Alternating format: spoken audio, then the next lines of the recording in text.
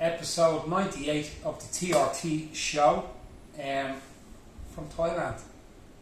It's our first foreign trip. episode. Oh, okay. Episode 98, I was at least thinking you were going to give me an episode 100, but I mean, I guess I'll take episode 98. Everyone's after the 100. Everybody wants that. That's a milestone, yeah. That's what I'm saying. But. So I'm here with Coach Frank Hickman. How are you, Frank? Good, yes sir. Okay, since me and Max is on camera here, since me and Max have come here, you got recommended to us by a good few guys from Ireland. Yes sir. So a lot of people are kind of going Tiger, and then really experienced guys like his Muay Thai coach, Collie, and another Jiu-Jitsu black belt, Michael from SBG Nace, is like, no, you have to bring him to Bangtao. Yes sir. And I'm just looking around the facility, from the field to the training to the guys on the mats, it's like, Jesus, thank God we didn't go anywhere else. This place is off the charts. Thank you. So I'd say you're pretty proud of that. I'm very proud of it. We wanted to go about it the right way. We wanted to get the right people involved and kind of do things how we wanted to do it, but do things how we know how it could be properly ran. We wanted to not take any shortcuts when it came to the infrastructure, the building, to making sure things were nice. Obviously, we wanted to incorporate our own culture of how we wanted to go about things, from the trainers to the kitchen staff to the coaches we bring on to our cleaners and then again the fighters that we bring in and stuff like that. I've had several years previously working down on the soy. We appreciated the opportunity. Obviously, everything like that taught us a lot. But growing up and being around the sport of wrestling and then being introduced to MMA and then being around some of the best teams in the world and some of the best athletes, you kind of pick up on things on what works, what doesn't, not just from maybe a business point of view, but also from a coaching aspect and when it comes to like getting people to buy into what you're doing and what you're saying. And so, yeah, we wanted to make this place pretty special. I don't think if you'd asked me a year ago when it was being built, or even 2 years ago before the thought really came into our mind that it would be and look like this, and that we'd be expanding at this point to only being open since April. Yeah. But I'm very proud of what we've done, what we will accomplish, especially up to this point. We still haven't been open a full year. We've got the ball rolling a bit. We're starting to like really get into a strong gear. We're getting a lot of the top athletes coming through. Even though we've been open since April, guys like Alex Volk, we worked with Volkanovski my brother's been helping him since 2014. I've been helping him with wrestling since about 2017. He's just one of the guys. Then we've had our really good friend Brad Riddell. Brad Riddell was over here training for a bit. We had Wei Lee for a bit. Yuri was here for a bit. And it's only going to get better because, we have a lot of amateur guys coming through now. Obviously, young fellas from Ireland. We got some really good kids that were coming over from England, the UK, everything like that. We got some young Aussies, some of the young Kiwis, stuff like that. And it's great because, those gyms in Australia and the gyms in New Zealand, where we have really strong connections and strong ties, they know that when they come here, like this is their gym, this is their home away from home. And we've established that, and we kind of like put that in motion years in the making. Again, it didn't happen overnight. It didn't just happen with us. We've had a lot of people who play a major influence and a big role into getting us to where we are. A lot of people who supported the vision and the goals and the dreams. And the guys, the fighters who did buy it and they didn't believe in what we were doing. So, like I said, and that's just from an MMA point of view as far as the fighters and that, but even if you look at it from a Muay Thai perspective, or if you look at it from the S&C, from the fitness, Woody's one of the best in the game at what he does, and the level of athletes he's been training, in the 10 years that he's been doing this is incredible. So it's not just about the MMA also, it's also about, people that come over just for the fitness and that, and the culture saying when it goes to the Muay Thai, we want to have all aspects covered when it comes to that. We're excited for the new part being built.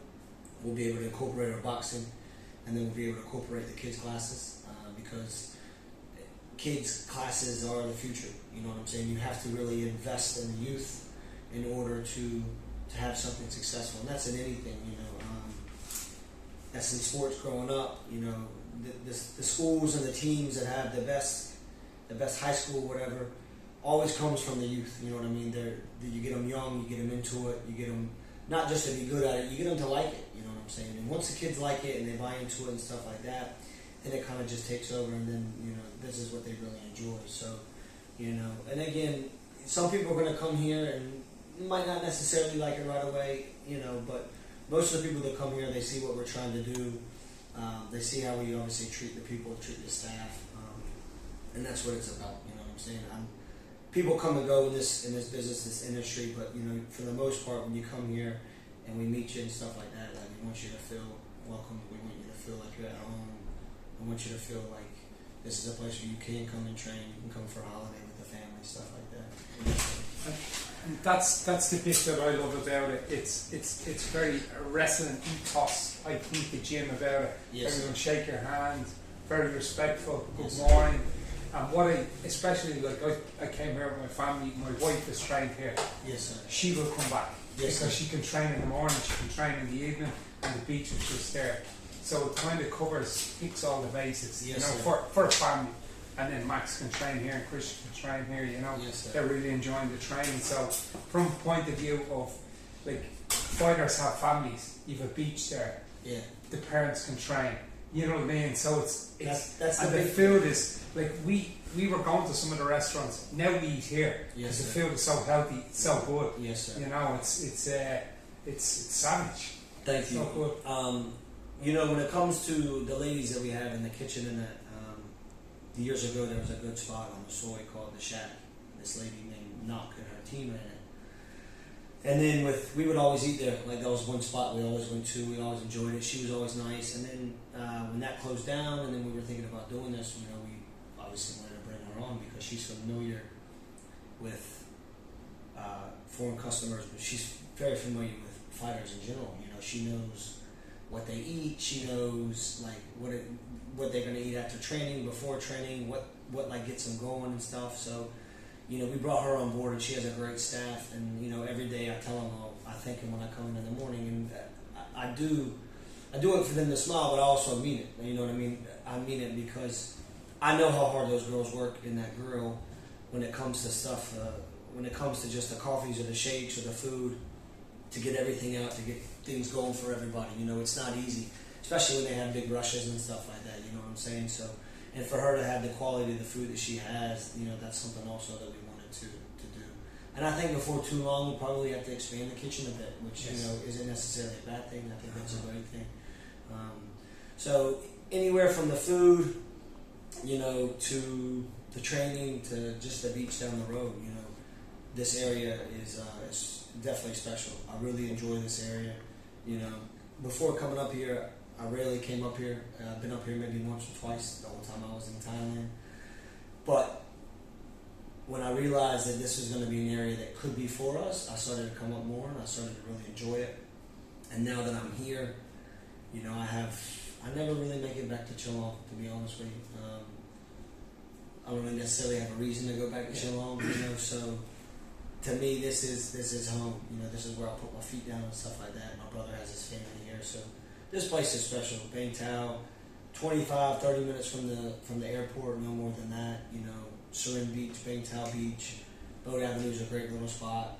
It's a very friendly, family type environment. You know what I mean?